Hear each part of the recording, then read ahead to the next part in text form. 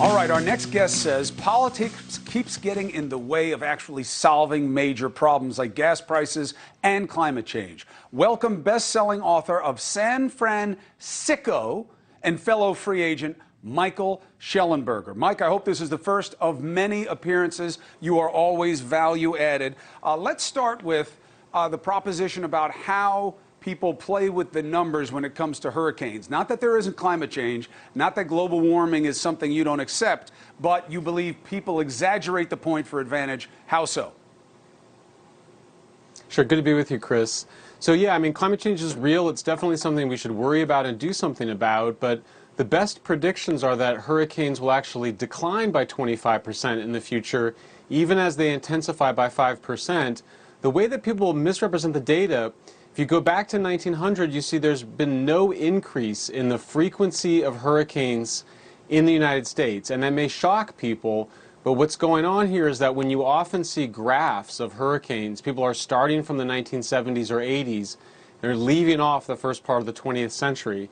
The other thing is that we've just gotten so much better at detecting hurricanes thanks to satellites that when you don't account for better detection, it looks like there's been an increase. But the good news is we're not seeing an increase in hurricanes or hurricane frequency on climate-relevant timescales. Doesn't NOAA also say, Michael, though, that you got to look out because there will be more tropical storms as a direct effect of what we're seeing with temperature change?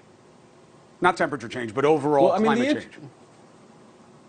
Yeah, I mean, the interesting thing is that even that 5% increase of intensity they predict isn't a consequence of more major hurricanes. It's actually a fact that we'll have many fewer hurricanes overall, and that will actually outweigh the decline of Category 4 and 5 hurricanes.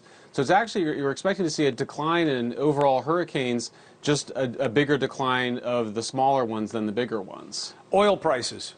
Why do you believe they're as high as they are right now, and what would make them come down? I mean, basically everybody agrees that there's just two things that really matter. The first is that we need to be producing more oil. We saw over the last decade in the fracking revolution that we produced a lot more oil and prices came down. In fact, they came down globally because we became the #1 oil producer. But then the other issue is we just don't have enough oil refineries, and we're running them at like 96% out.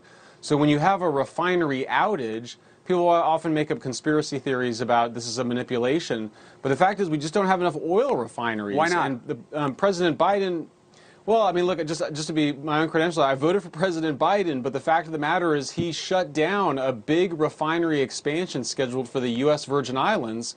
It's just been something that, as environmentalists for many decades, we had shut down refineries, and the fact of the matter is that we really need them as long as we're still using gasoline in our cars. Electric cars are still a long ways away.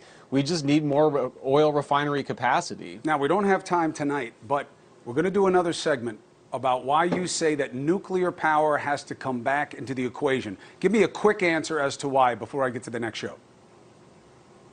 Just like most people, I grew up really afraid of nuclear, Chris, but the truth of the matter is when you actually read the research, it's actually the safest way to make electricity. It's also incredibly reliable, and of course it produces zero emissions. And so that's why I think countries around the world, in fact, even here in California, the governor just saved our last nuclear plant because we're in the midst of a terrible energy crisis. The fact of the matter is we need it more than ever. Gotcha. Well, we'll look into it.